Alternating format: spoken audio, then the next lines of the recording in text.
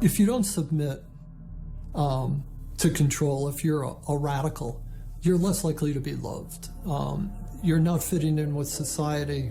You're viewed as an outsider.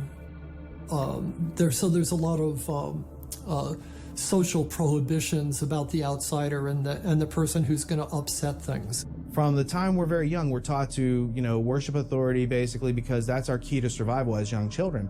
But as adults, we never go through the rites of passage that tell us how to methodically think for ourselves, and thus we're always in a state of extended adolescence. Well, we take all this stuff, whether it's the television or it's the enculturation, the schoolyards, the teachers, we take this whole system, we put it into our unconscious mind. And it is the GIGO that comes out, garbage in, garbage out. We simply, in that computer language, have harnessed our own power by accepting all these beliefs as though they are factual, whether it's the flat earth of Columbus, or it's the idea that I'm not good enough to be or to do something I've dreamed to do. To the degree that the individual loses a sense of what freedom really means for himself, mind control is working. This is the constant battle and the struggle. What does my freedom mean to me? What is it? How deep does it go? How far-reaching is it? Individuals come already with their rights. They're born with their rights. They're inherent. They're hardwired. They're hardware. It's tragic. They've lost their sense of the importance of the individual. Each individual. We're not animals. We're individuals. We're created in the image of God. And so what you have is everybody's born into this control structure. Everybody's born into authority. Everyone's born into this situation. But just because you have an authority making decisions for you at some point when you're very young, too young to take care of yourself, doesn't mean you should always cater to authority your whole life. Fatalism, defeatism, what Bob Marley called mental slavery. That's a huge thing that he would sing about. How do we emancipate ourselves from mental slavery? Have we moved to that point of such slavery that we're too far gone? And just kind of letting it all flow by and being apathetic about it just gets you in a position of being controlled. There are some people that don't care. There are some people that don't know and don't want to know. It is very frightening. If you really look at it, you would be left with the understanding that you were obligated to do something about it. And, people work really hard every day and they just want to relax and enjoy their life. We have established a framework for the most part, works pretty good. People enter into this contract with society. That contract allows them to follow certain rules and expect certain returns on their investment of working within the framework of the contract. Human beings form habits. At some point in our lives, many of us realize that the lives we are living are not those which we have imagined, but rather lives reflecting others' imaginations, as if we have been unwitting actors in someone else's script. Are we acting out the artificial roles created by others who have successfully harnessed our minds through our habits? To answer that question, one must first learn how the minds of individuals can be harnessed by systems of psychological control. Are the habits reflected by human beings in direct conflict with their needs to survive and thrive in this world? The enormous implications deter many of us from asking these simple questions and finding answers relevant to our daily lives. If we don't resist all of the different information that comes our way and weigh it and use our own mind instead of what somebody else wants us to think, eventually society would become nothing more than automatons, robots. The establishment it's protected itself unless you submit to the saturation, indoctrination, and adopt all its values. You can't get in. Everyone needs to find out and really think about it. What is going too far? Because all of this is happening so fast, you need to be ahead of the game. They're ahead of the game. Humans subjugate themselves to control because they're born into it. And the tyrants and the social engineers know how to incrementally begin to slowly ratchet up the manipulation, the domination, the oppression, so that people never really recognize it coming. It's the old analogy of the frog in the boiling pot. You throw a frog into a boiling pot, folks in Louisiana will tell you this, a bullfrog, he'll jump out. But if you put him in a cold pot, turn it on simmer, heat it up slow, he'll boil, and he'll never see it coming. Well, I think it has a lot to do with group collectivism, and like, go back to John Dewey, you know, he hated the individual. He hated the rugged individualism of Americans. They had to get rid of that. And Carnegie very deeply involved in that. They even talk about getting rid of that, huh? And so I think that when you've been reduced to a member of the group, the collective, whether it's through sensitivity training that teachers have to go through, or whether, you know, it's in your own community, like we have a community-oriented policing system, you know, where they give you a medal if you do a good deed. Well, you know, you're part of the collective with the police. I would say in the next 50 years, if large numbers of people don't become consciously resistant to the overall mind control exerted on society, we're going to see many more people who really truly resemble androids. People induce this themselves by looking out at the world and saying, it's too dangerous for me to tell the truth or to say what I really believe or express how I really feel. It's much better if I fabricate a completely synthetic personality that's going to sit back here and remain passive. That's how it works. The idea of short-term gain, basically giving up freedoms. Giving up freedoms is never a good idea. Since the dawn of time, small groups of human beings have instilled artificial circular limitations on the minds of their subjects through the procession of history. Traditionally, the limitations are imprinted on the servile population through a cunning use of language, instruction, and media for the purposes of conquest, social cohesion, and authoritative order by harnessing the human resources of the broad population. Human history reflects countless stories, regardless of what era you happen to live in, and the common thread throughout these stories is that of the struggle between the state, whatever its form, and the individual, the goal of which is to harness and subsume the individual, willingly or unwillingly, into its group collective. The role of authority is a predatory system that sees the individual basically as a unit of energy. The first forms of mind control go back to prehistory. And you would simply have a priest class that developed technologies of herbs and medicine and had a value to the tribe. But pretty soon the priest class would start studying the sky and when there were solar and lunar eclipses, and would say, hey, the sun's not going to come back on this date unless you make me king or unless you give me total control. And the people would say, okay, we saw the eclipse when you said it was coming. You know, the snake god ate the sun to the moon. What do you want? I want your firstborn child. Sacrifice him to me. Every culture does that.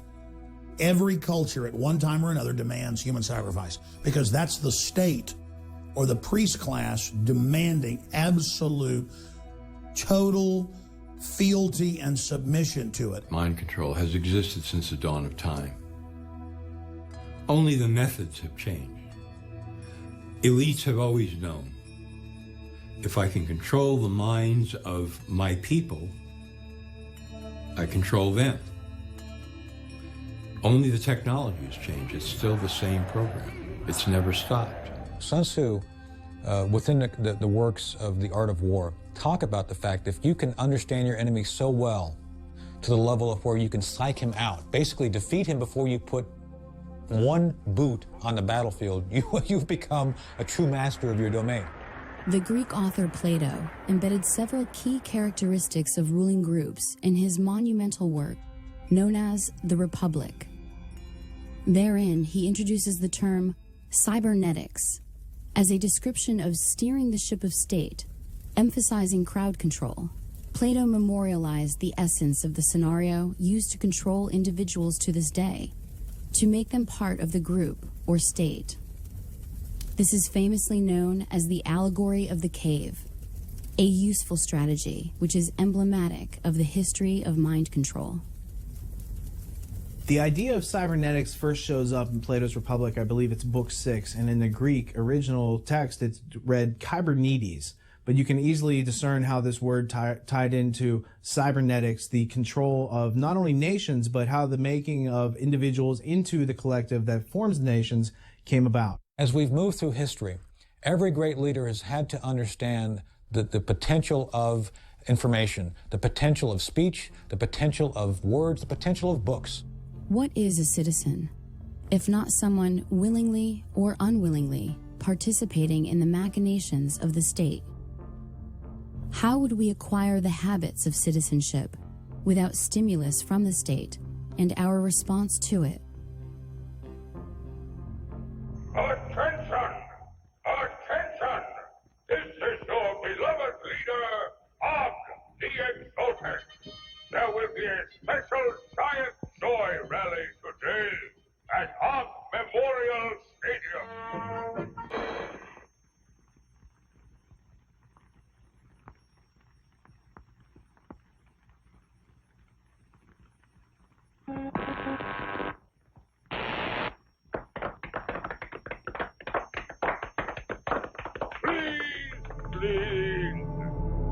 In an attempt to assist the state, a 14th century Italian named Niccolò Machiavelli crafted several books intended to help the ruling elite dominate their subjects with the most effective psychological warfare techniques available to the world at that time. And he was trying to convert the Medici family into hiring him to provide political advice. Conspiracy is a story of history. It's a story of plunderers taking care of people who produce.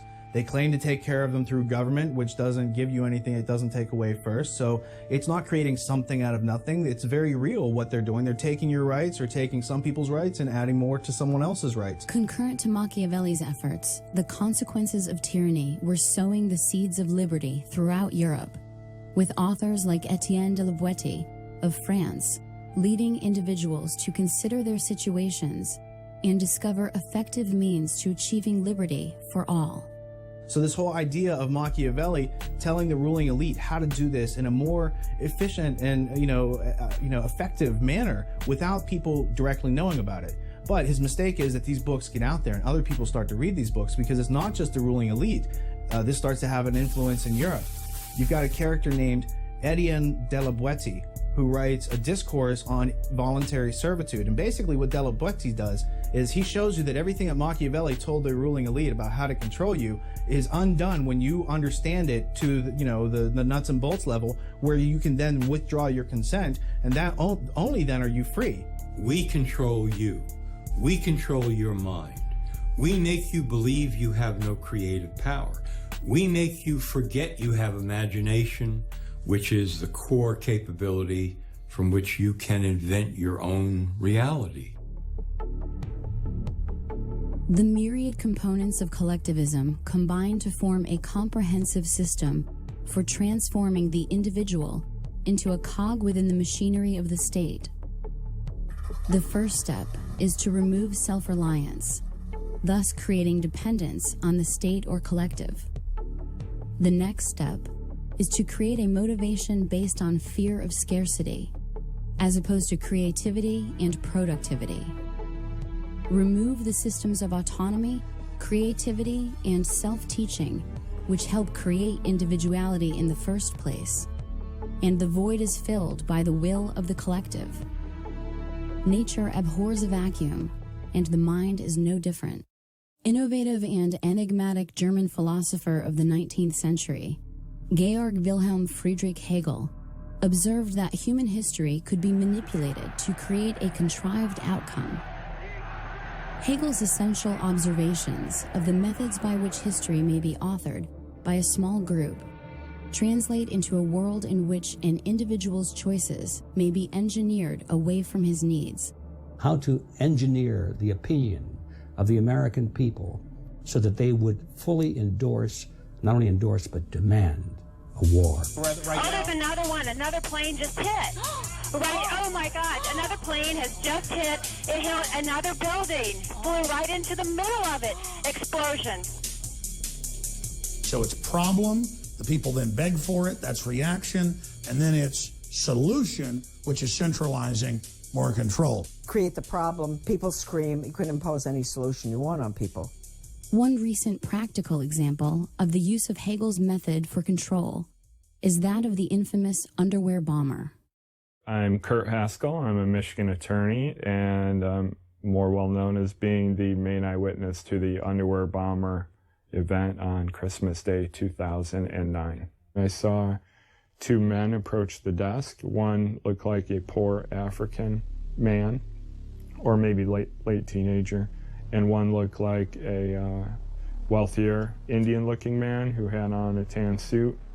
They were walking together, and I just thought they were a weird pair, and I was wondering why the two were together, and I listened to their conversation as they went up to the desk and talked to the airline worker. When they went up there, just the Indian man spoke, and he said, this man needs to get on the flight, but he doesn't have a passport.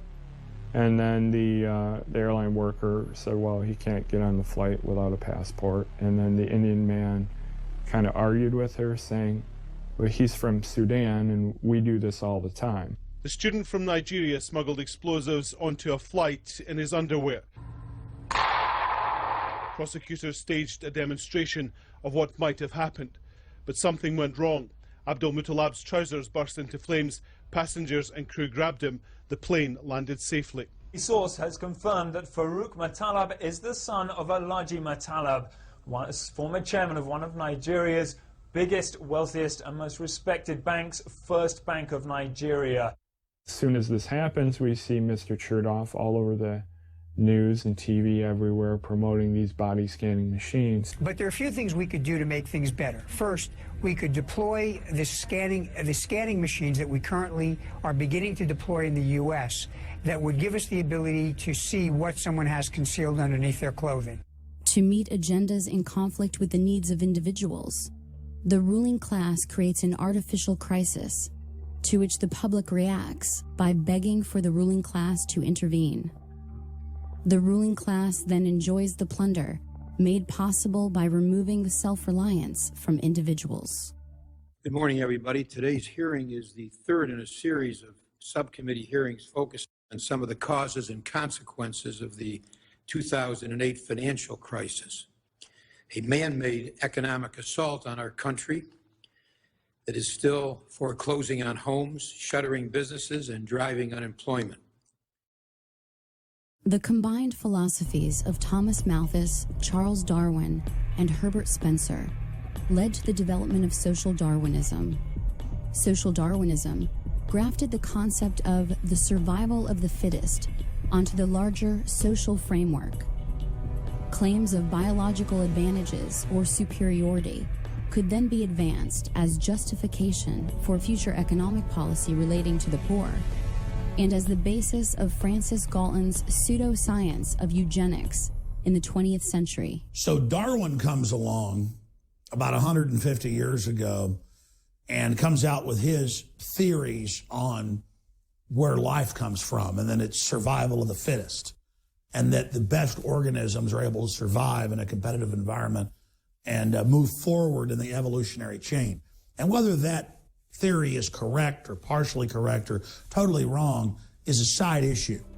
The robber barons, the British royalty, the J.P. Morgans of the world publicly adopted the idea of Darwinism and merged it with predatory eugenics. And the eugenicists, who have always been looking for scientific causes to justify their sinning, if you will, that's what they found so useful in Darwin's work, is they said, we've already had this belief system that we're better than you, but we now have science to back it up. Our entire current civilization, what we know as globalism, the New World Order, is based on eugenics scientists that developed their theories in the last 200 years, mainly in England, Germany, and the United States. The entire science of genetics, biometrics, eugenics, computers, all of it came out of the search for a system of total control over humanity.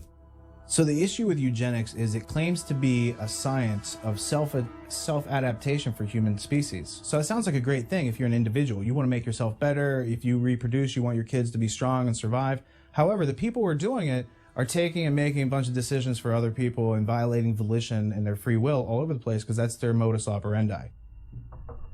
In his 1928 book, The Open Conspiracy, former British psychological warfare expert H.G. Wells wrote, "The political world of the open conspiracy must weaken, efface, incorporate, and supersede existing governments.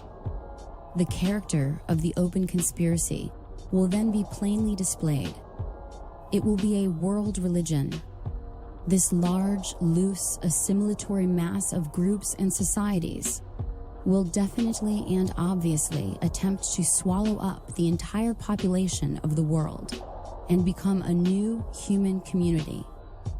The immediate task before all people, a planned world state, is appearing as 1,000 points of light, but generations of propaganda and education may have to precede it."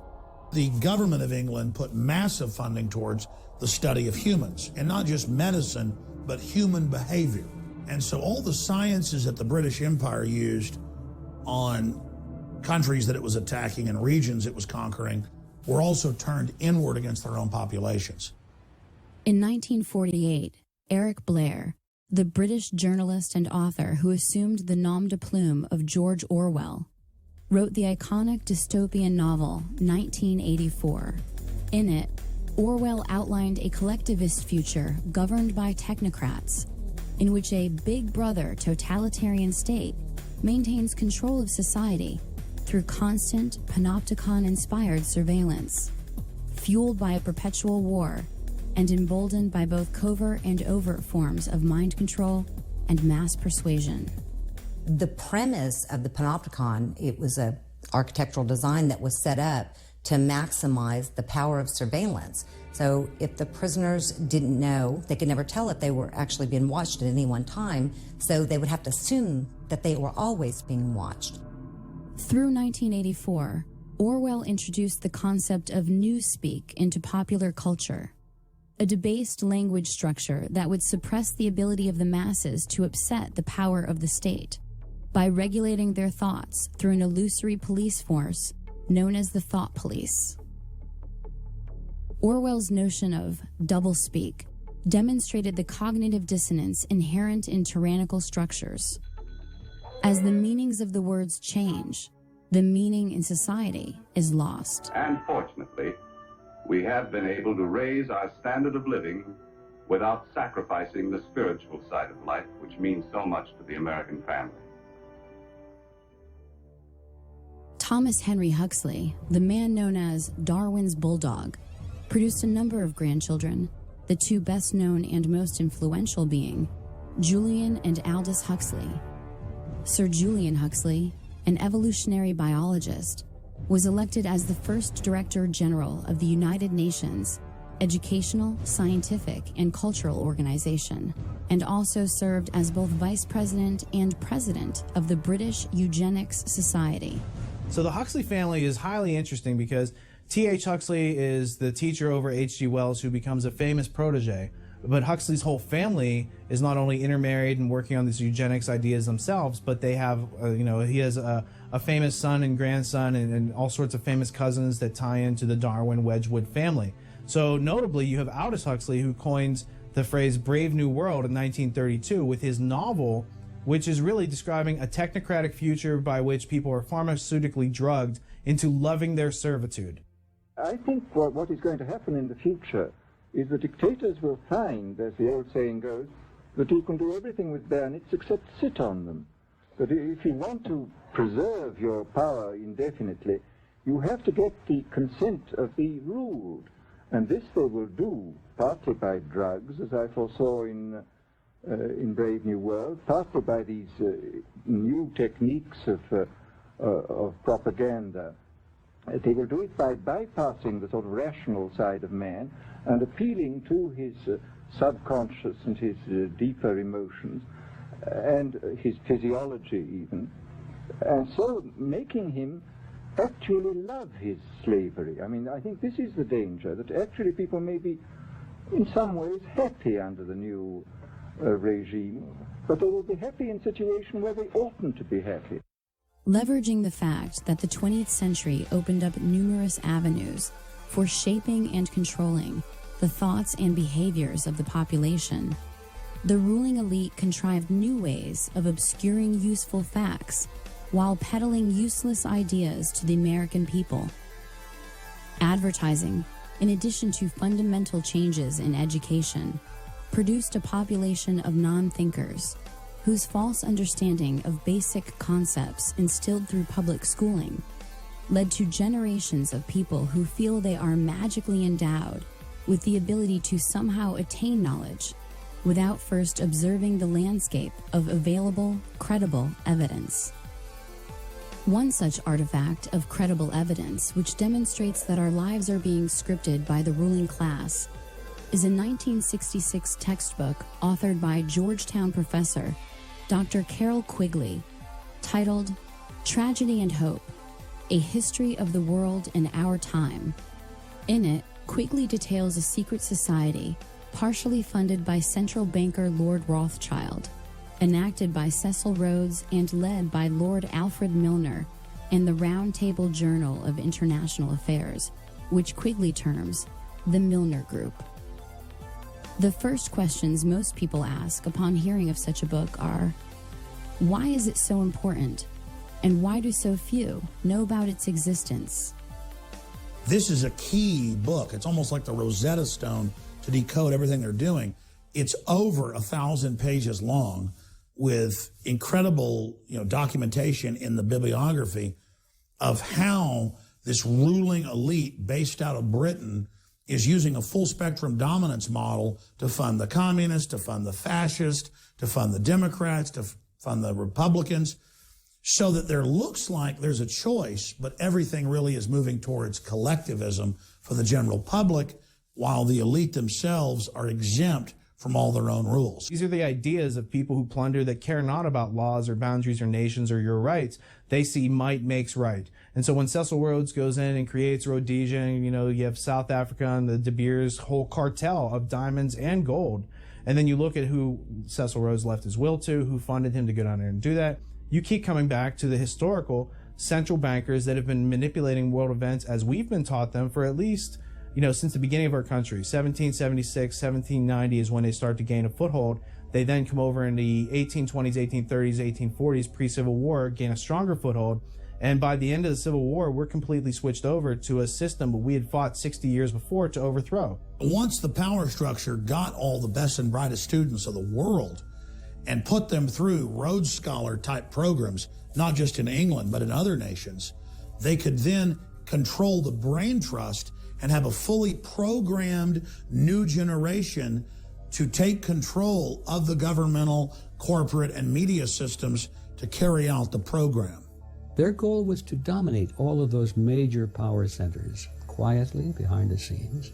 And by moving the leadership in a certain direction, then they knew that they could control the masses without the masses even knowing that they're being dominated and led by a very small, powerful elite group.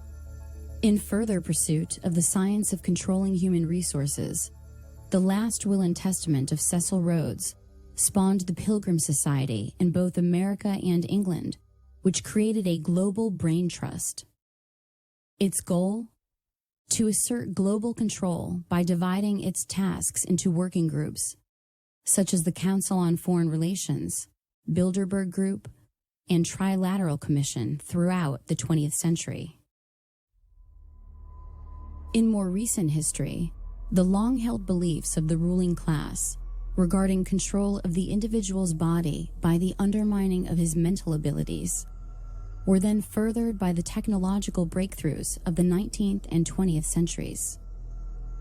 In the 19th century, the Prussian government conducted research into the study of how to make individuals compliant cogs in the machine of their conflict-based empire.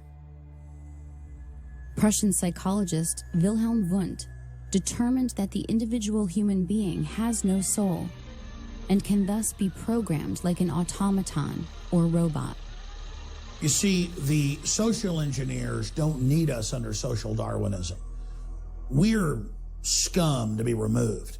We are seen as nothing but biological androids or replicants from the Philip K. Dick book, Do Androids Dream of Electric Sheep, turned into Blade Runner. We're just seen as dumbed down biological workers. When individual identity has been forsaken, it is much easier to compartmentalize the minds of those being controlled. Various personages throughout history have described the human being as a machine, but it was the synergy amongst the work of Wilhelm Wundt, Ivan Pavlov, and many others, which scientifically quantified the individual as soulless, thus justifying manipulation to plunder individuals of their rights, transforming individuals into human resources. Our system is copied from a 1819 Prussian system that's a three-tiered education system. One tier is for the intellectual elite. The second tier is for the servers of the intellectual elite. They would be the professionals, the doctors, the lawyers. And the last tier is for the lay. It's for the masses. Education, as we know it, is nothing more than mind control. It is the science of control. And the British scientists, the eugenicists, came up with systems to dumb people down and make them submissive. But the German model, in fact, namely the Prussian model, that was designed to create soldiers that were owned by the state, but that were so brainwashed they were proud to go off and march into musket fire. That system, known as kindergarten, is the whole basis of modern Western education. How do you measure the achievement of a nation? If you want to know how we're really doing, take a look at our schools. For on what we're doing here and in schools throughout the world rests not only our future fate, but perhaps the very fate of civilization itself. Building upon this dehumanization of individuals to the animal state of stimulus response, Russian researcher Ivan Pavlov and American researcher John B. Watson conducted experiments based on classical conditioning, a simple manipulation of reflexes under observable conditions. These methods were then improved and perfected by Harvard psychologist B.F. Skinner. B.F. Skinner was also one of these famous American behaviorists, and he championed something called operant conditioning. Again, just a fancy jargon term for some basic common sense. And operant conditioning was really all about negative reinforcements like timeouts, positive reinforcements like food pellets and money, and punishments, which are like punishment shocks. This operant conditioning doesn't work so good on anti-authoritarians, people who challenge and resist authority. And later on, research has shown that operant conditioning works best on people who are dependent, infantilized, in other words, made like children. When you ask yourself, as a teacher, as I have at the college level, what have I got that my students want? It's sometimes a pretty discouraging question, but you can discover things which will be reinforcing to students at any level. And that has been done. A great deal of progress has been made. There are things in an ordinary, even say a ghetto classroom, lower grades or high school, that can be used as reinforcers. You can have special foods at lunchtime, access to play space, privileges to associate with other kids of your choice. More and more of these things have been brought into play as the kinds of contrived reinforcers that can be used temporarily to get the kinds of behavior which will then eventually have their own natural consequences, which will be reinforcing.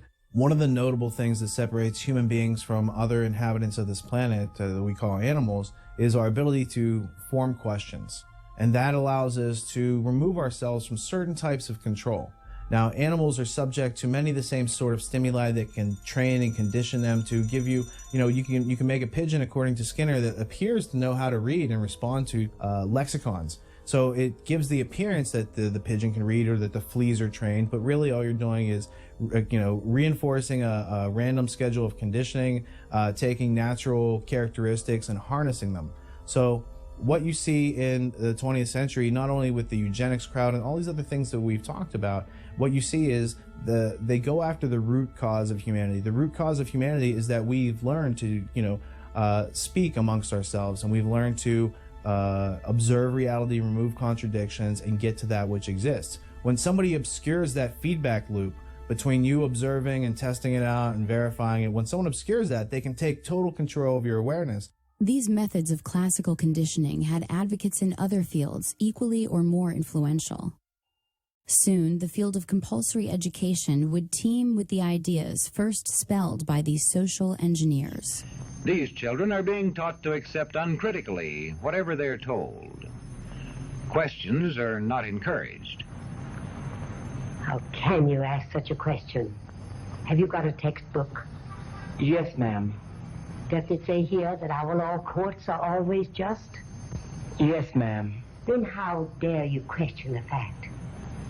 Sit down. And so we aren't surprised when... But it must be true. I saw it in this book right here.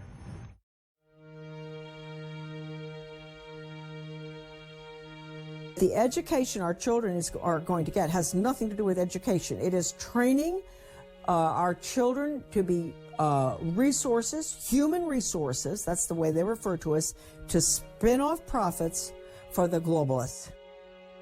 The greatest barrier to discovery is not ignorance. It's the illusion of knowledge, and that's what the 15,000 hours in compulsory schooling really entrains and conditions into us, is that you've been told this story of the people in South America, and so you think you know about it. And it's not until later in life when you might come across more information about conquistadors and how Jesuits infiltrated all the religious systems and took all the riches out and basically harvested this whole area. This is an example of plunder in South America that went on for hundreds of years. So until you have this other piece of information to bring this into focus, you think that what you were taught in public schooling during that 15,000 hours is really what's going on. And it's not until you bump up against reality, as George Orwell said, usually on a battlefield, that you have to consider that which you were taught to believe versus the objective evidence that exists.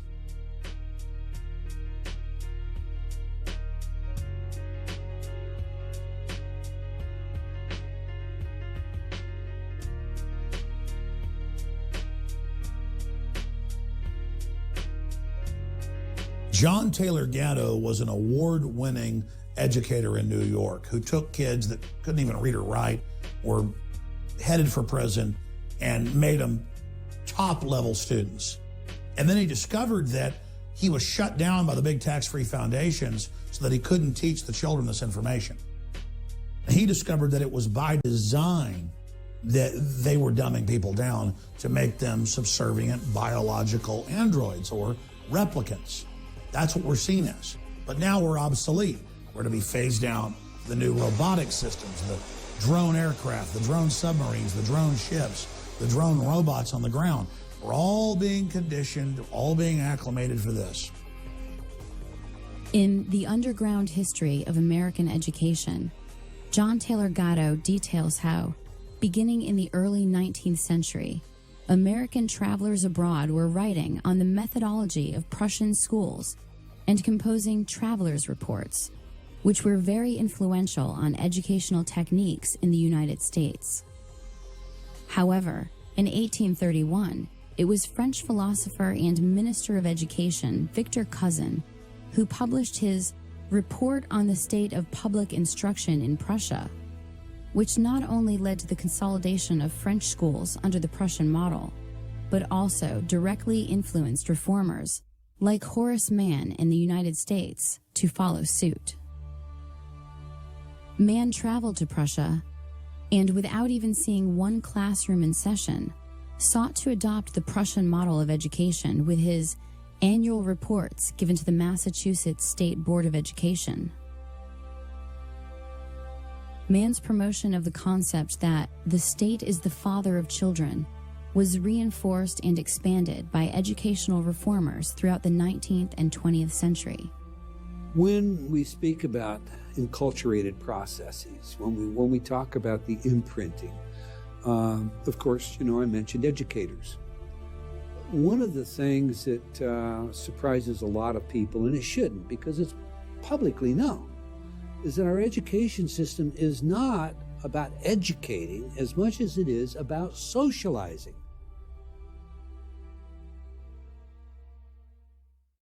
like the duckling in the chicken yard. If you take that duckling and raise it with the chickens, it's going to be imprinted, it's going to behave like the chickens. And in that very real sense, we perpetuate this.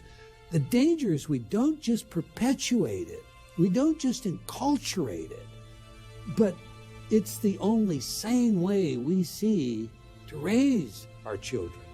And the result is there's no escaping it. C.S. Lewis said, when training, which is Skinner, Pavlov, beats education, civilization dies.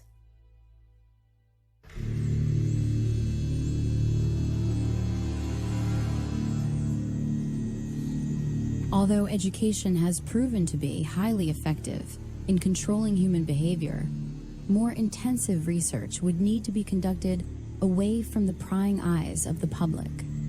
The Tavistock Institute was set up by the British Empire to really study mind control and to scientifically drill down into human behavior and put in textbook form systems of basic control so that could be duplicated out to government and corporate entities.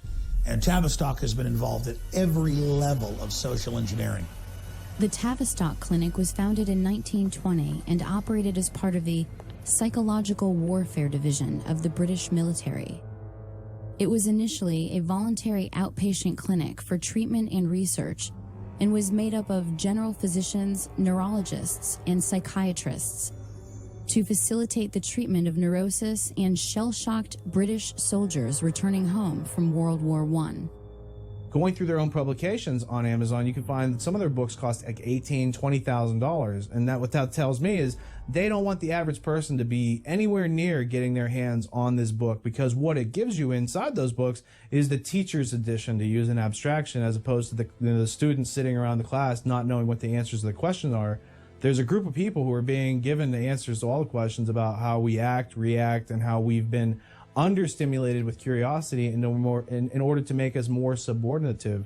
You could say much of our world today is the world of the Tavistock Institute and Edward Bernays.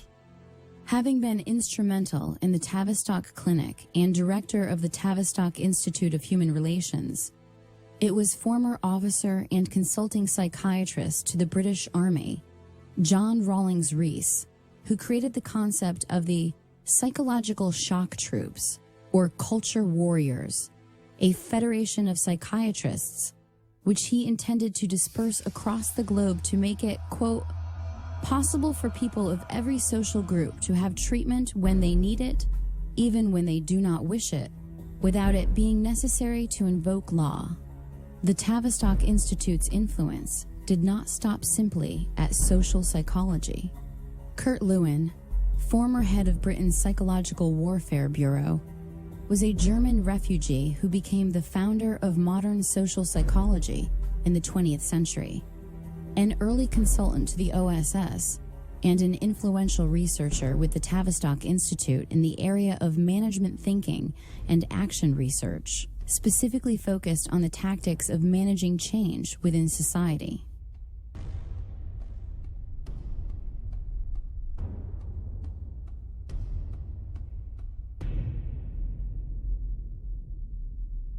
No organization of the size and scope of Tavistock can operate for long without ample funding. From whom is that funding derived? Certainly no small part comes from the seemingly benign, tax-exempt foundations of the global elite. I was researching the Rees Committee back in like 1952, 1953, where they went in and investigated major foundations and some of their subversive activities. These foundations put an enormous amount of energy into controlling what is being taught at the schools and how it's being taught, and preparing, using schools basically to indoctrinate children to accept their station in life, to accept a collectivist future.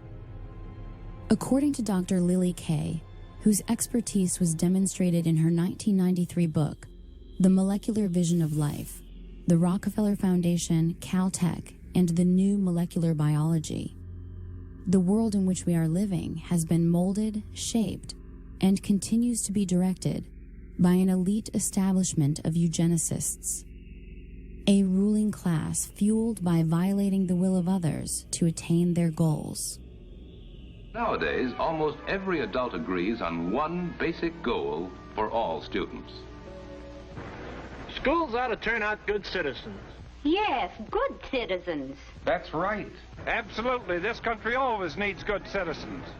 The real goal was to change America from an individualist system into a collectivist system, and in which case it could be merged with the rest of the world, and there would be this great new world order that we hear so much about in recent years. The purpose of creating tax-exempt foundations was not just to collect more money, but to invisibly assert influence over the power centers which control the programming of individuals, specifically to breed the self-reliance out of individuals and prepare them for the collectivist lifestyle planned by the ruling class.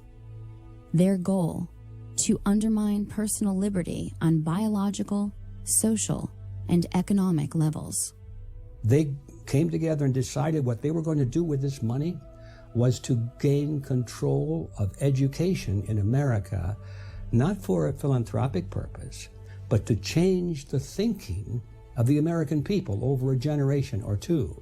The globalist social engineers hungered and desired and coveted the power that the liberty in the U.S. had created. They wanted to take it over, and the tax-free foundations wanted to use it as an engine of global domination, and they've done that.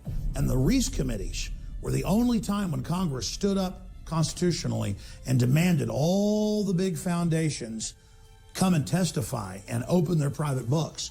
And the Rockefeller, the Carnegie, the Ford Foundation, they all came and said, look, we're here under presidential directive from more than 50 years ago.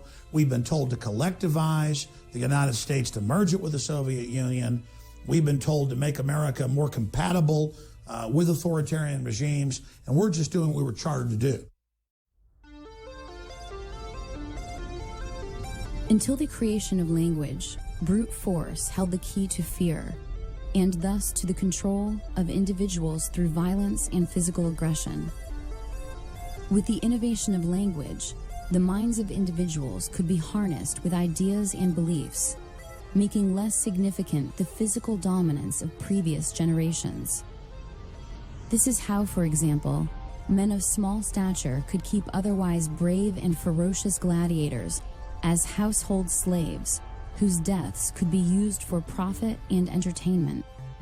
Out of the ashes of World War II rose the specter of human experimentation in the form of the 1939 to 1945 exodus of Nazi intelligentsia to continue their research and experimentation under the protection of national security.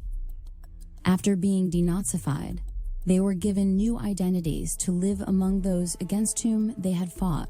We brought Werner von Braun over here and several other scientists, including those that were involved in concentration camp medical experiments, including mind control experiments. A lot of these guys were, as far as the State Department was concerned, war criminals.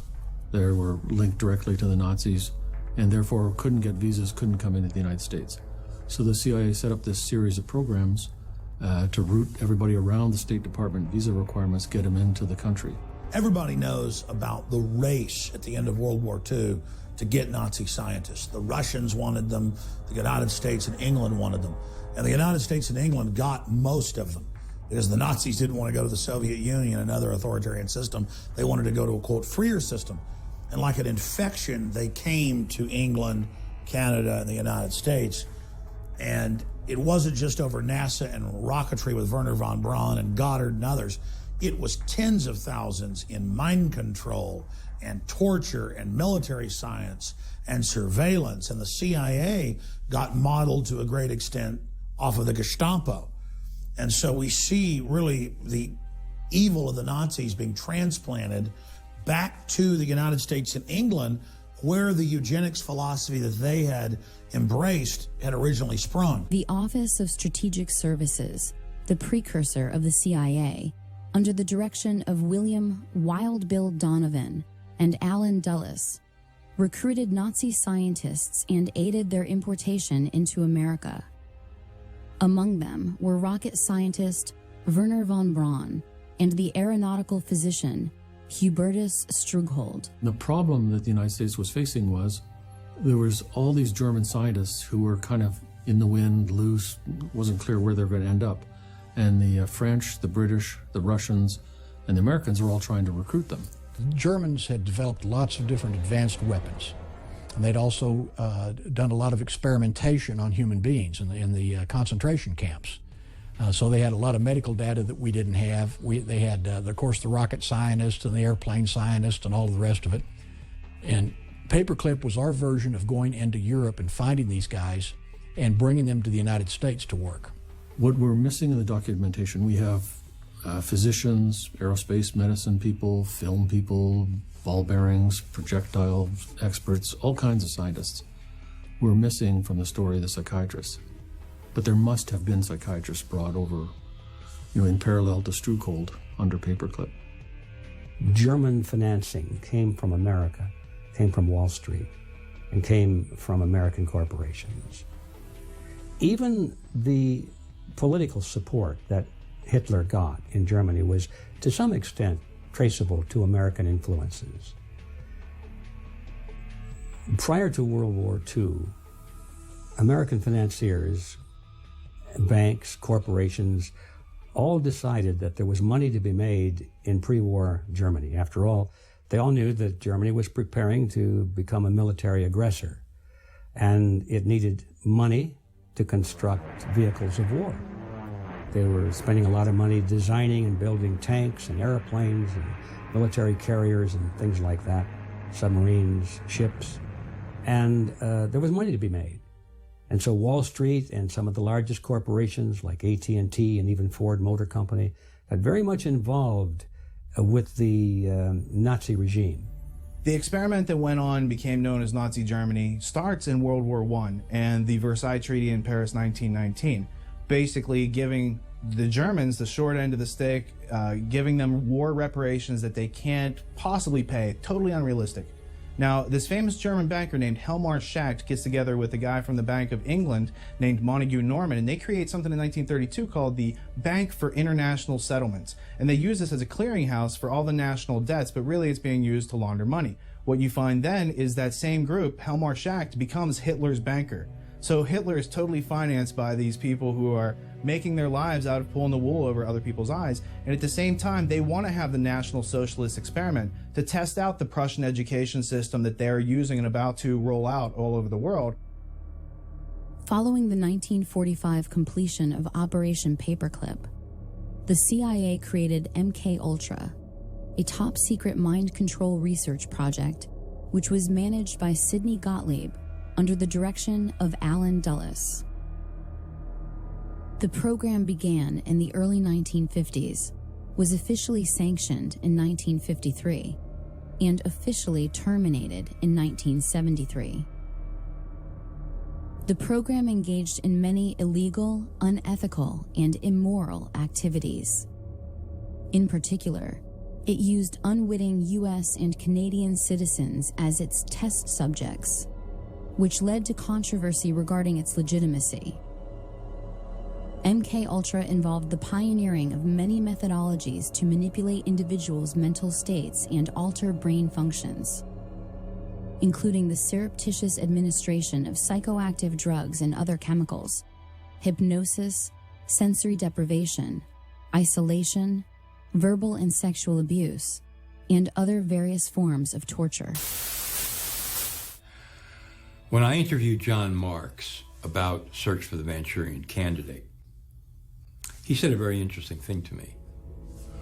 He had been given 10 boxes of CIA information on a Freedom of Information Act request, not his first. He had been trying to get this kind of information on the mind control program of the CIA in the 1950s, for a long time. And finally, as a kind of a sop, maybe even a joke, they gave him 10 boxes of materials that had nothing to do with the projects except the accounting data, the financial data, thinking that Marx wouldn't be able to do anything with it, and CIA would be perceived to have fulfilled the FOIA request. But Marx was too smart for them.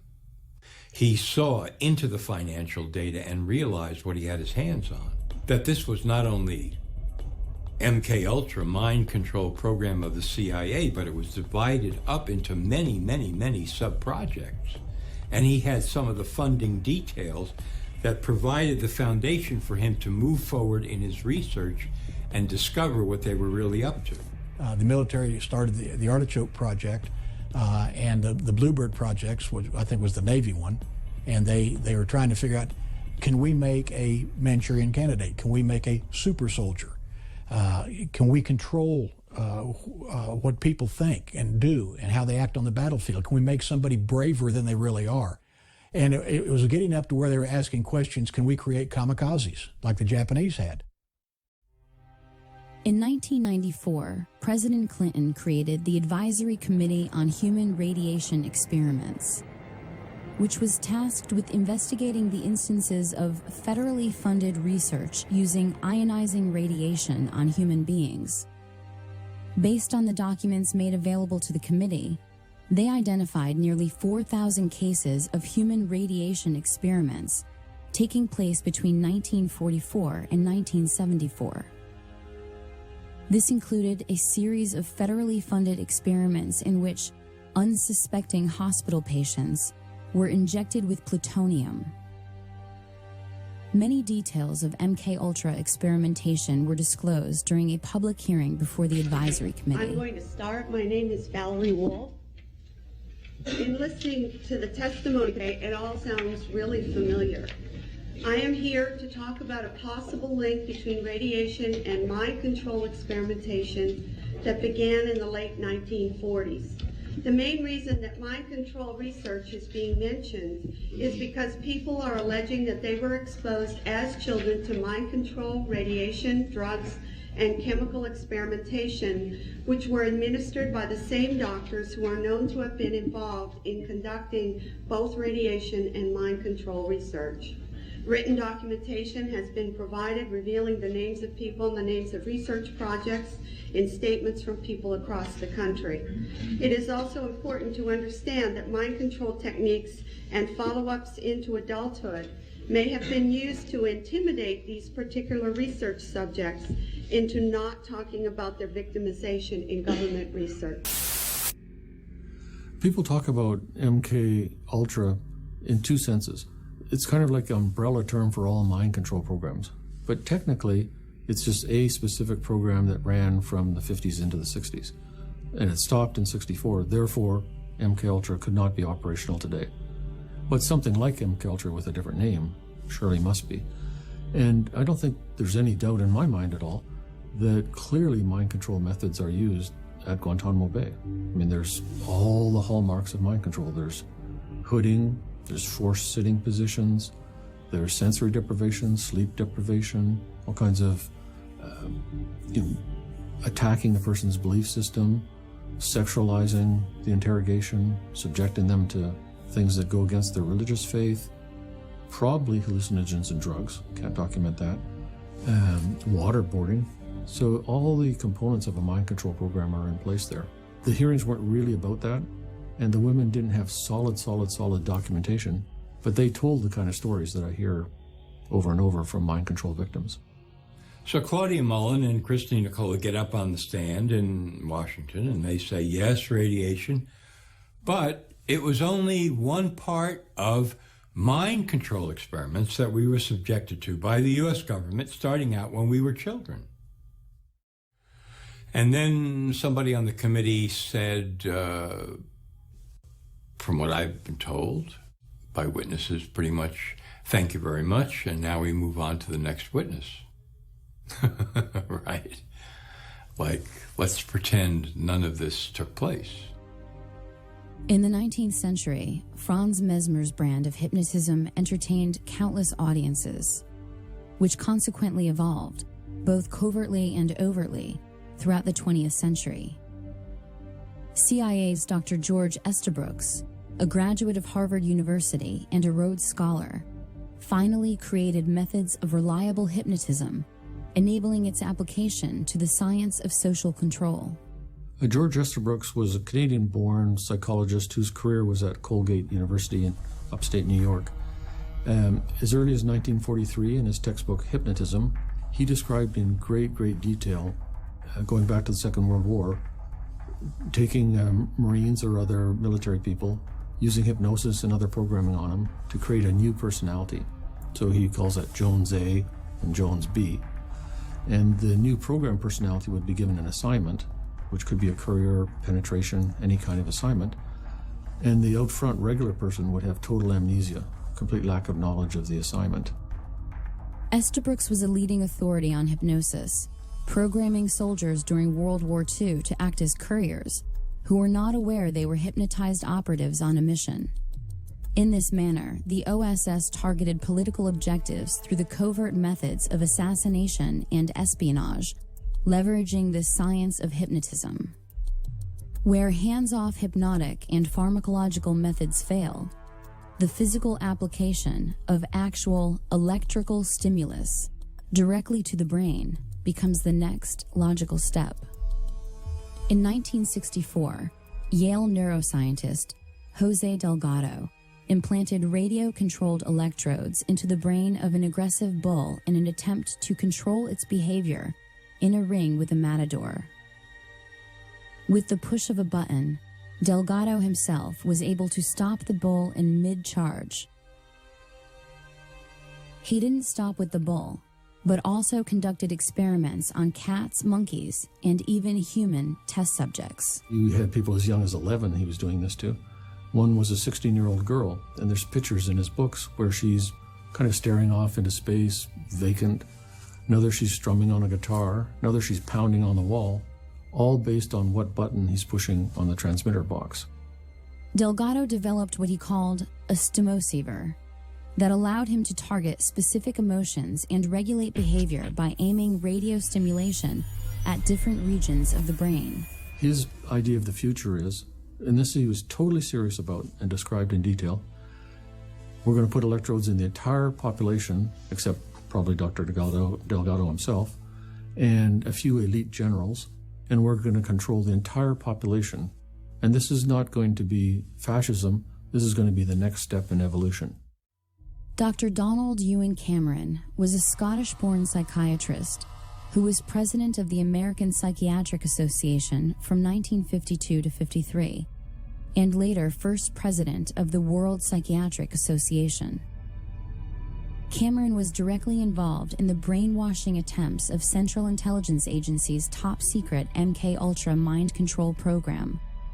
Under directives from Sidney Gottlieb and funding from the CIA funneled through various front organizations, he spent years researching and experimenting with behavioral modification techniques. It was here that the CIA funded a series of experiments, severe experiments. The work was done by the Institute's then director, Dr. Ewan Cameron. It is the closest experimentation to brainwashing yet disclosed. His work, unprecedented in psychiatry, consisted of 3 areas which he called sleep therapy, psychic driving, and the ultimate depatterning. Dr. Maurice Dongier, current head of the Allen Memorial Institute. In his psychic driving, so-called type of therapy, he would give the patient intensive electric treatment in order to make the patient regress deeply, become forgetful, and then he would attempt to implant new ideas in the mind of the patient.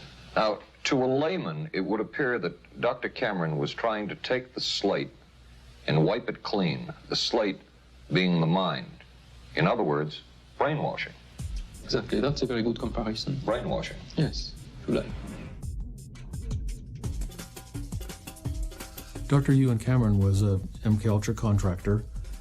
Officially, it says that he didn't have top secret clearance, but I'm sure that in fact he did. The reason I say that is he was at different times president of the Quebec Psychiatric Association, the Canadian Psychiatric Association, the Society of Biological Psychiatry, and the World Psychiatric Association. Ewan Cameron was the most famous psychiatrist in the world during the 1950s. You name a psychiatric association of any size or scope, he was the president of it. He became a psychiatrist. In fact, at one time he was the president of the World Psychiatric Foundation, and he ended up immigrating over here from Scotland and was working in Canada under Sid Gottlieb, and he headed up one of the projects dealing with LSD and with different types of mind control projects that he had, especially hypnosis. His experiments were basically, there's kind of two components to it. One is psychic driving, and the other is depatterning. So depatterning is you give massive amounts of electric shock to the person, like 100+ treatments, with 6 times the usual amount of electricity per treatment. Completely wipe their minds out, so they don't know who they are, where they are, they don't recognize their children. And then once they're in that state, you can add on barbiturates and other drugs, keep them asleep for weeks at a time, or kind of like half asleep, and then play tape loops over and over and over and over. That's the psychic driving. And the tape loops will be in the doctor's voice or the person's voice. And this is all supposed to program a new personality. It has been alleged in some cases that Cameron held patients against their will for weeks at a time, drugged and unconscious, under the threat of being committed to an institution for life if they did not participate in his treatments. He began a program of torture, and I don't use the word lightly, on patients who had no idea this is why they were coming to him. They were people who came to him for therapy, for help. And he experimented on them as a torturer would, to create new personalities. Cameron operated, with Rockefeller funding, at the Allen Memorial Institute in Montreal, Quebec, where he contended that it was first necessary to depattern the minds of his patients in order for them to have a shot at recovery. He also participated in the Nuremberg trials of 1945, interviewing many of the top Nazi defendants.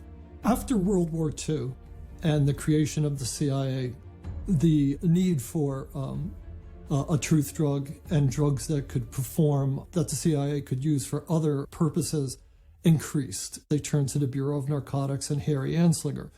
And again, Anslinger anteed up Agent George White to be his lead agent in this program called MK-Ultra. It started basically in 1952 in New York City. White was working with a CIA officer named Sidney Gottlieb. Gottlieb was chief of the Technical Services Division at the time, and he had access to a lot of LSD. CIA scientists had decided was the drug that they were going to focus on now.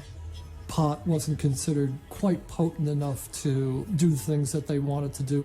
White conscripted a couple of federal narcotic agents to help him, a couple of informants, narcotic agent informants to help him, and went into the streets of New York and got a softcore pornographer named Gil White to help him as well. Apparently White had his own sexual perversions, which have been written about. He was into S&M, so he had a couple of qualifications for the job, which went beyond just being a federal agent who could perform these functions. He actually was good at acting out the sorts of things that went on in the drug underworld. In 1953, the program was formalized, and it was called Midnight Climax.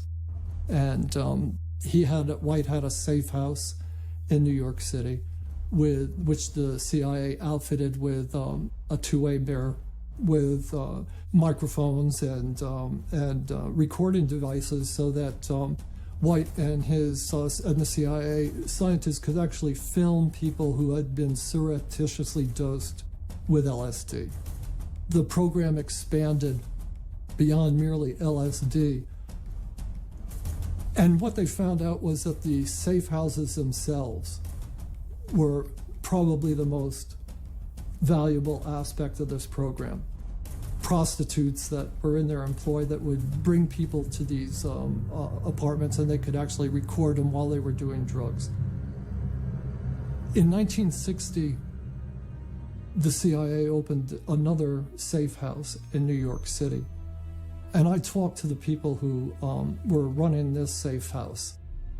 And one of the narcotic agents said to me that they felt that the CIA was actually using this safe house when dignitaries were visiting the UN or politicians were coming to New York City to talk to the mayor or state or even federal officials, that they were using filming them and potentially using the films for purposes of political blackmail. Another CIA-funded Harvard graduate was Dr. Martin T. Orne, whose expertise in hypnotism, psychiatry, and psychology was a valuable asset to national security. A close friend of Dr. George Estabrooks, Orne's work in hypnoprogramming at Cornell in the 1960s was funded by the Human Ecology Fund and the Scientific Engineering Institute, both of which received funding from the CIA. To provide cover for operations like Midnight Climax, the CIA's MKUltra psychiatrists formed the False Memory Syndrome Foundation to obscure the facts of these covert experiments, creating confusion enough to deny acts of pedophilia, cult abuse, and other inconvenient truths of CIA activities. The False Memory Syndrome Foundation's board was a who's who of MKUltra.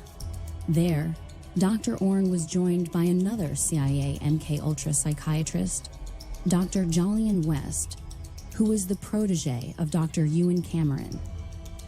Like his esteemed MKUltra colleagues, West was infamous for his hypnoprogramming abilities, using words to make patients believe that their memories of abuse were just figments of their imaginations. The people who started the False Memory Syndrome Foundation, Pamela and Peter Fried, stated to public that Peter had been falsely accused of incest by his daughter, whose name is Pamela. She's now the editor, has been for quite a few years, the editor of the Journal of Trauma and Dissociation, to which I've contributed numerous papers, and it's really the main journal for the study of multiple personality, which was created on purpose in the Manchurian candidate programs under MKUltra, Artichoke, Bluebird. Contractors on that included Jolly West and Martin Orne, and they're on the board of the False Memory Syndrome Foundation, which says that all these cases of multiple personality are created by the therapist, and all the memories are false memories. I cannot dismiss what our intelligence agencies have been able to do by way of mind programming in different forms of research, Project Bluebird, MKUltra, and so on and so forth. Well, let me just say it this way. Jules Romaine, testifying on behalf of the CIA to Congress, said, and this paraphrase is going to be so close to word for word, it's unbelievable, "We now know that we can take a man and, given sufficient time, educate him to kill his mother and father and eat them in a stew."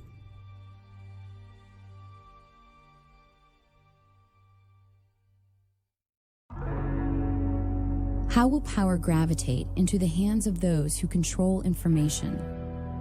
Through the internet, through wireless networks, through smart grids, smart devices, and smart meters, to monitor and control the personal behavior of every citizen in the grid. How has the role of harnessing the minds of human resources shaped the 20th and now the 21st centuries? This single pattern emerges from all the seeming chaos. The role of science, as juxtaposed to the mind, has not been used to help individuals.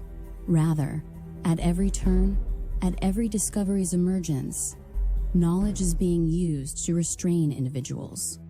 Learned helplessness is just one example. And so in the 1970s, they discovered through these experiments with dogs that if you put a dog, two groups of dogs in a situation, one group of dog, they had control over when they were being shocked, they could use their nose and hit a panel and stop the shock. And another group of dogs, they had the equal amount of shocks, but they no matter what they did, they couldn't control the stoppage of shocks. They discovered this phenomenon called learned helplessness, and that the dogs who had no control over stopping their shocks, they would become passive and depressed, and that when you put them in another task where all the dogs actually had control over stopping their shock by kind of jumping over this short barrier, the dogs that had learned helplessness, in other words, the dogs in the previous experiment who had learned that there was nothing that they can do to stop their pain, they did not bother trying. National elections is not equal to democracy.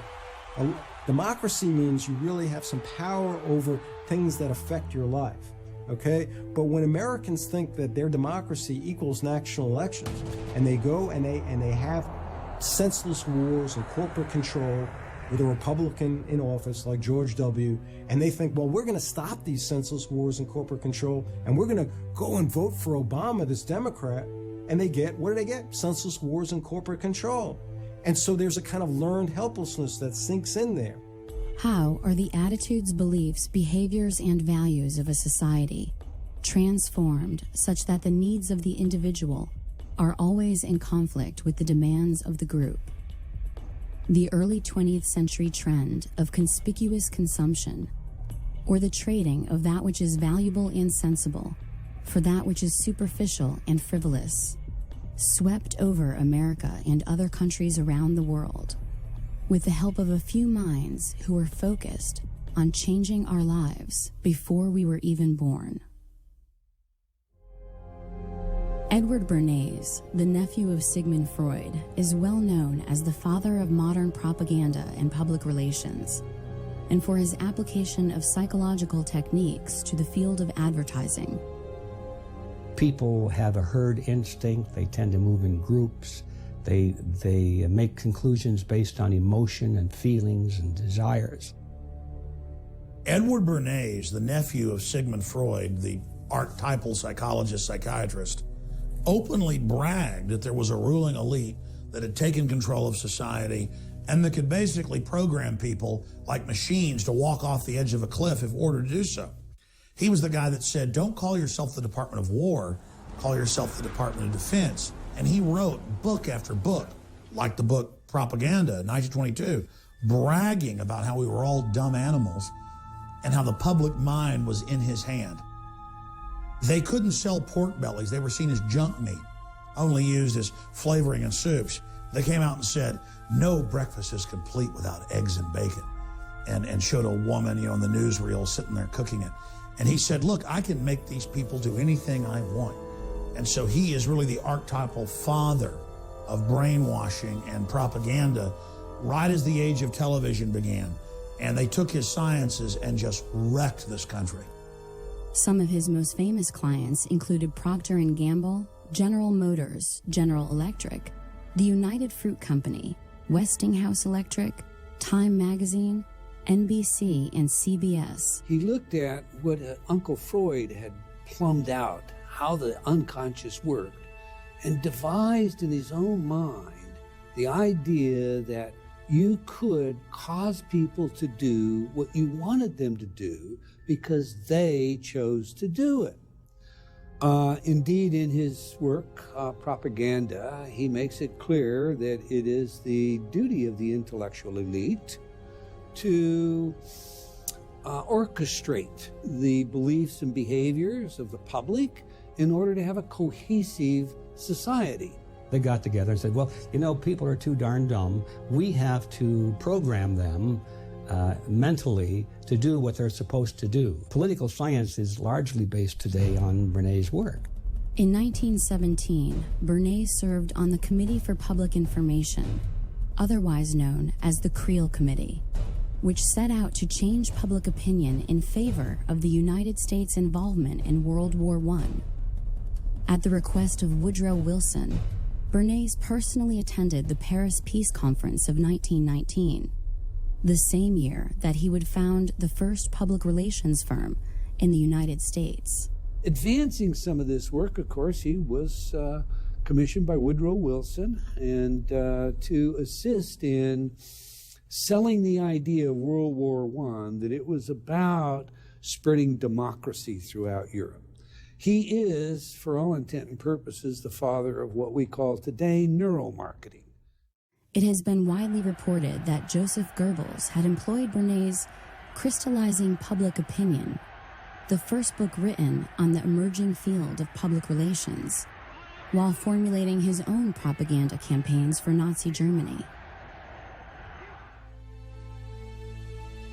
Moving beyond Bernays, other luminaries in the manufacturing of public consent included Walter Lippmann and Ivy Lee, both of whom complemented these tactics by expanding the breadth and depth of mass media entrainment of individual minds. And then I read 1928, a book by Walter Lippmann, talking about public relation and public opinion, and basically saying the same thing, that the public is not inherently irrational, but they can use PR and propaganda and media to play upon people's existing irrationality instead of introducing them to the concepts and definitions of that which exists. So instead of creating world peace by putting everyone on the same page, by giving us a method to discern fact from fiction, they use that gap in our perception to play tricks on us. So that's all I've ever seen during human history, is human beings playing tricks on other human beings. As for Ivy Lee, he was not only popular with some of America's most prestigious corporations and foundations, he also found time in his busy schedule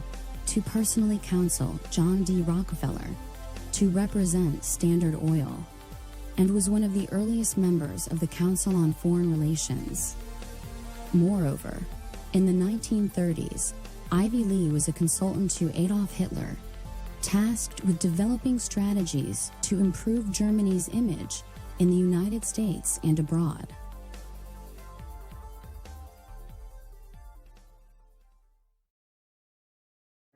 Kids are impressionable. That's why here at this station, we watch the programs and commercials your child watches carefully. He may see bad guys, but not in the role of heroes. And he'll learn that crime doesn't pay. Because your child's welfare is our concern, too. That's part of our code.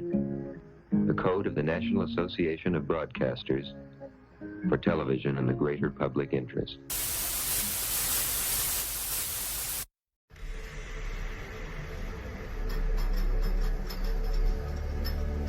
Waco was an odd situation regarding both the law enforcement aspects of it, regarding ATF going in and doing the raid on the Branch Davidian compound, as well as the fact that Special Operations Command was called to help. This is one of those situations where everything that could go wrong pretty much went wrong from day one. The Clinton administration and Janet Reno started looking for options. One of the options that they decided to engage on was bringing Special Operations Command in to advise them on quote-unquote psychological operations. When the Special Operations Command elements arrived, they began giving advice to the law enforcement individuals on how to go about implementing specific themes. Within the psychological operations community, they typically look at themes of how to modify, adapt, or somehow reshape the thinking of a target group, of an audience. These specific techniques, which were brought to bear on the Branch Davidians, were developed for military operations overseas, primarily against a foreign target. So another question has to be asked: what is the wisdom of using psychological operations techniques developed for a foreign audience against a U.S. target? Again, a very controversial issue. How does one defend themselves against strategic information, propaganda? It's a very simple answer. Ask questions. Always check your source. I, as a public figure, am often having to speak publicly about issues and information. I look at everything. I've been criticized by my friends. Oh my God, you look at Fox News, you look at CNN. Absolutely, because the false information being provided to the mainstream outlets means something. So why are they saying things a certain way? How are the habits of individuals changed and then reinforced to create new behaviors preferable to the collective? In the 21st century, the method has evolved little from millennia ago. Only the technology has changed. Today's television provides those who leverage public airwaves with an opportunity to control individuals far beyond the simple linguistic programming of radio. The major point of television is the commercial. The programming is designed to kind of keep people hanging in there long enough to watch a commercial, and that they're in a more passive, zombified state to buy into the goofy, silly commercial. That is the point of it. You are willingly subjecting yourself and your family to psychological warfare assault, not just with the semantics, not just with the messages, but the very flicker rate of the television, on record, patented to put you into a dreamlike sleep state where you're highly suggestible. You think you're looking at a constant picture. You're really not. On modern televisions, you're looking at LEDs, and they're going on and off. Because they're going on and off, there's a brain entrainment process that takes place. To make it real simple, it comes down to this. Research shows us that the average person, when placed in front of a television set in less than 3 minutes, will go into alpha. Hypnosis is, for all intent and purposes, objectified by brainwave activity. If I'm looking at your brainwaves, an EEG, in normal consciousness, you're operating at what we think of as beta. So you're going to be 15 to 30 cycles per second. 30 is on the stress side, but that's typically where you're going to fall. In alpha, you're going to be 7 to 14 cycles per second, 8 to 14 cycles, depending on the scale. Now, alpha consciousness, for all intent and purposes, is a state of hyper-suggestibility. And it keeps people sedated. You know, they use them in televisions are used in prisons. They're cheaper than hiring more guards. Of course, people are going to be then told that it's okay not to just have one television, but to have 3, 4 televisions in a house, and to be not watching it just on a normal television set, but on their phone and on their laptop. And you want to normalize this kind of crazy thing of people spending 5, 6, 7 hours a day watching television. Television has been the ultimate tool of mind control. And for more than 60 years, children are set in front of it as a babysitter, while they are bombarded with images of violence and decadence and corruption. And what it does is it just acclimates the child that when they see a real person dying on the street, they don't go over and aid them. We see this happening because, oh, that's entertainment. In fact, people now have been recorded laughing at someone hurt because it's just more entertainment. They've had their basic empathy disconnected, cut off. The role of advertising has certainly evolved away from one of utilitarian necessity in communicating the form, function, and value of a product. The application of the behavioral and psychological sciences has played a seminal role in the way corporations now sell products to consumers in American society and internationally. In 1921, after leaving Johns Hopkins University, John B. Watson, the founder of behaviorism, took a job with the J. Walter Thompson Company, and by 1928, he was vice president of the entire firm. Watson introduced new market research techniques into advertising and discovered that sales could be influenced by manipulating images associated with brand names. For instance, blindfolded smokers could not tell the difference between brand name and generic. J. Walter Thompson remains one of the most powerful advertising agencies in the world today. Most people believe that you're going along through life making your own choices, making your own decisions, okay? You know, I decided to do this, I decided to do that, I did that. By watching the brain live time, neuromarketers today know exactly what product to place where, how to package that product, what colors you're going to respond to, what images you're going to respond to, what kind of pre-programming already exists that they can couple it to. And so when you have a society where people are being told at every level to consume, to buy their way into happiness, and that's their only salvation, that's their only way into happiness, is to then you have what I call a kind of fundamentalist consumerist society. How is that problematic? Why is that dangerous? Well, when you have people who only care about buying things, you're gonna make people weaker in a lot of ways. You're gonna certainly make them less self-reliant. And when they're told that you just buy things, buy your way into happiness, they don't realize that you can gain strength by doing a lot of things yourself, okay? You also make people self-absorbed. I mean, a point of all advertising, which is the technology of consumerism, is to get people to care, over focus on every one of their needs and every one of their feelings. So if they're having a bad day, they must focus on that and focus on how depressed they are. Billions and billions and billions of dollars have been spent privately and publicly looking at how to tap into your psyche, how to cause you to make choices that you wouldn't otherwise make, to do things that you wouldn't otherwise do, to consume, whether it's a product or a plank in a political platform. I've also asked the school board to make a part of every day some kind of anti-violence, anti-gun message. Every day, every school, at every level. One thing that I think is clear with young people and with adults as well is that we just have to be repetitive about this. It's not enough to simply have a catchy ad on a Monday and then only do it every Monday. We need to do this every day of the week and just really brainwash people into thinking about guns in a vastly different way. To me, with the media just willing to report whatever the government tells it to report, that gives the government free rein to create whatever story or narrative it wants to create for whatever purpose it wants to create a story for. And that's where we're at. That's why when you put on the 6 o'clock news and you switch from one channel to another, they take their commercial breaks at the same time, they tell the same news stories, and they tell the same news stories at the same time. But then you go to the internet, you go to BBC out of London, or one of the other foreign news services, and you see all kinds of news that we never hear about here. Mass media today is the cutting edge of psychological warfare, and it is nothing but an all-out assault against the general public. When you watch mainline establishment television, you are putting yourself in front of the barrel of a gun.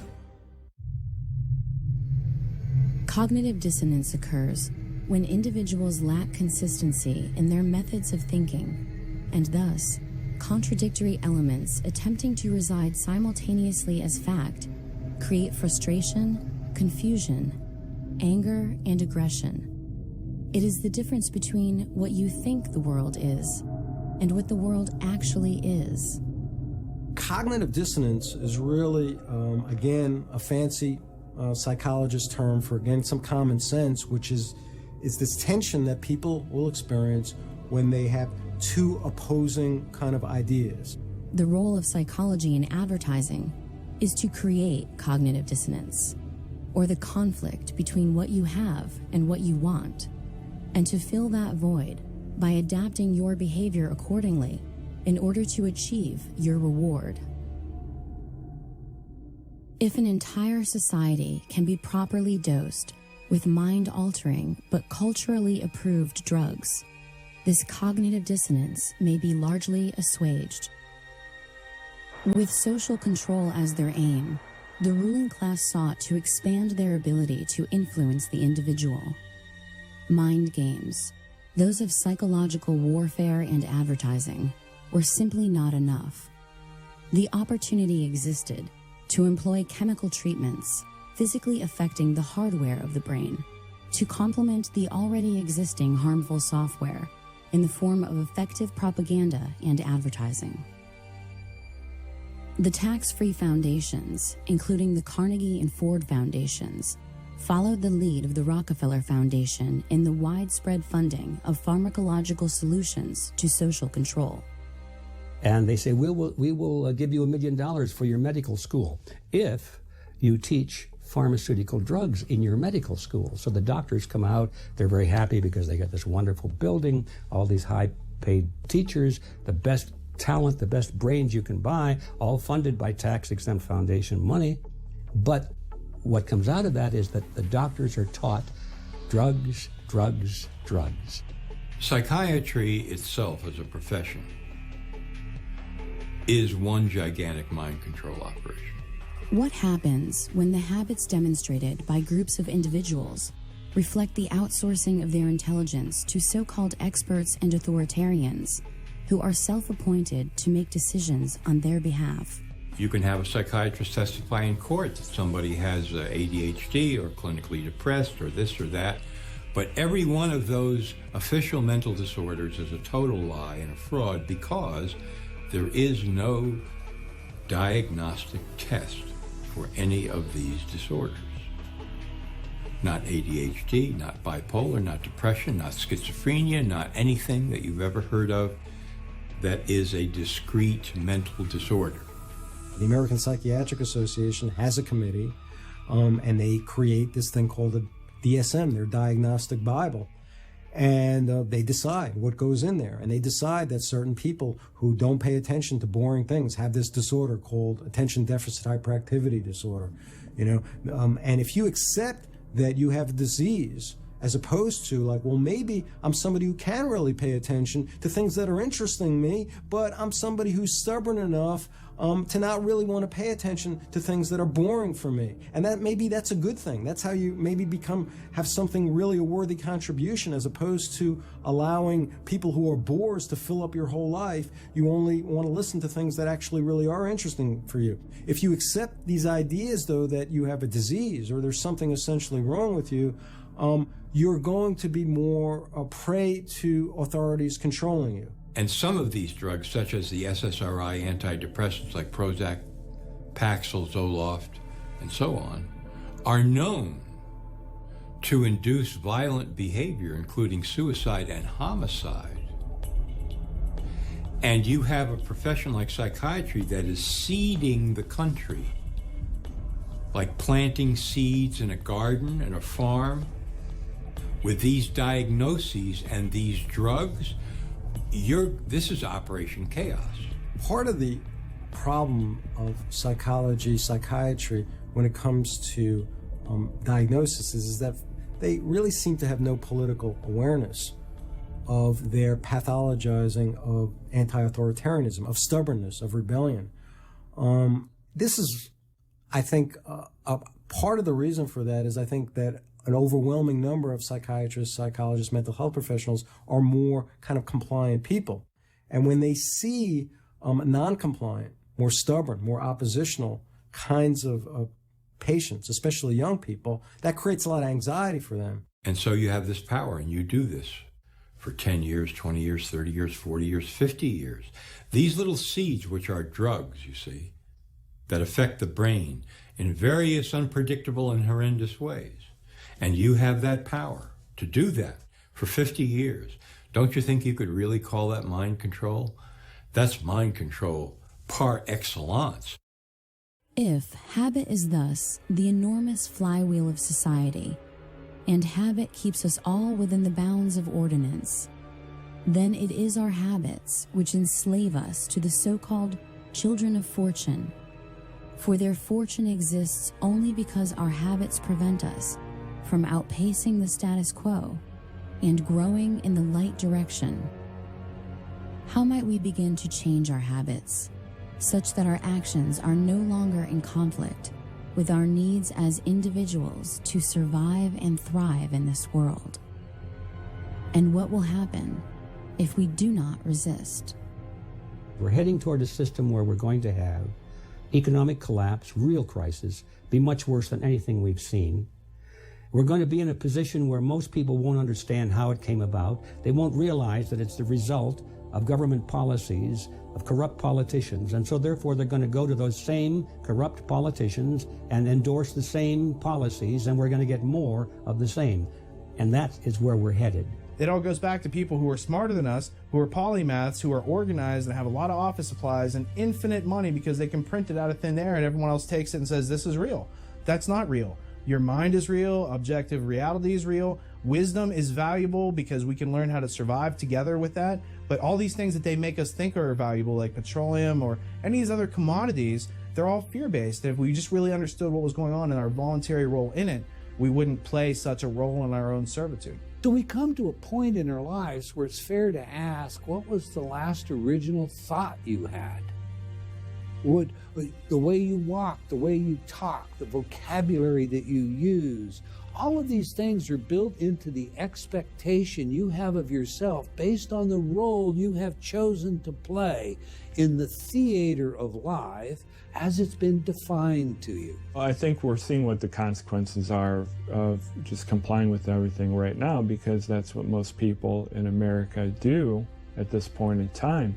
The consequences are every day you're losing more of your constitutional rights, and your freedom is being taken away more and more and more by this all-encompassing security state being brought to you by your United States government. If you out there watching don't wake up and begin to investigate these facts and prove them for yourself and take action against these people, you are not just committing suicide against yourself, but against all of good humanity. The consequences to non-resistance of control is losing everything that makes us human, that we love, that we cherish. Now think about which laws have been passed recently to give you more rights. There aren't any. There aren't any at all. A lot of folks who are critical thinkers, they realize how powerful these kind of giant corporate government entity is out there. And that kind of understanding that a critical thinker has can be quite painful and can lead to them being depressed and apathetic and giving up. And so we see that throughout history, that a lot of your really great critical thinkers sometimes succumb to depression and substance abuse because they're so overwhelmed, as opposed to others who figure out that conundrum, that if I'm going to be a critical thinker, I'm going to see how powerful these oppressive authorities in my life are, but I can't allow that pain to make me just kind of give up into kind of fatalism and defeatism. Information, knowledge equals power and control. Whatever the public face of something is, whatever they're talking about publicly, there's something else over here they're probably not looking at. And that's why it's important for individuals to look beyond what is being presented publicly. It's input, processing, and output. And what we're trying to do is keep a clean signal, that's knowledge of that which exists, and to filter out the noise. And we do that by dismissing the arbitrary, things that aren't substantial, and identifying fallacies, because the way that people can effectively lie is through words, and it's through our own belief in these words that makes it take control of our lives. So in understanding these essential aspects of how they control us, we can learn individually to become free and to communicate amongst each other how to do that more efficiently. Don't buy the propaganda. Don't believe what's in the mainstream media. It sometimes is true, but often not. There's only one thing that we can do to change the course that we're now on, and that is to recapture the system. All of the positions of power in America today, and to a large extent around the world, are in the hands of collectivists, people who believe in the very system we have. They like it. First thing we have to do is we have to take the schools back, and then we have to educate the kids that, hey, this happened in the past. These are the things that happened. You have to have a conscience, and you have to take a stand. And no matter how many people want to get you in the group, don't be part of that, because you're going to lose your individuality if you become part of the group. You have to kind of forgive yourself, and once you do that, you can have greater compassion for other people who are still being victimized, who are still believing that those who are controlling their lives actually care about them. A large segment of the population that are so-called conspiracy theorists, but I don't have a problem with these people. They should be questioning things that are going on, because we can't trust the media to accurately report stories. Activism can help a society that's already falling under the weight of its own stupidity fall a couple of generations earlier, all right, to be able to move into a healthier society. When you get down to the ideas of what we can do to free ourselves, you have to first look at what exists. So what exists is this system is organized, it is there to control the crowd. And if you do not resist it, you lose all individuality, you lose your identity, you outsource your thinking, you are being denied your life. And that is every bit as serious as someone trying to stab you in the back, because without your life, liberty, and the ownership of your own work and your own labor, you have no rights under their systems. Freedom means freedom, not some freedom, but all freedom. As long as you don't take away the life, liberty, or property of your fellow man, you should be free to do everything that you want to do. That's what built this country in the first place. So the solution to the problem is to return to that high ideal, return to that high ground. then everything is possible. You don't have to like the system you're in, and frankly, you have every right to speak out against it. Freedom of the individual is where you start. And then the individual can say, what am I going to do with my own freedom?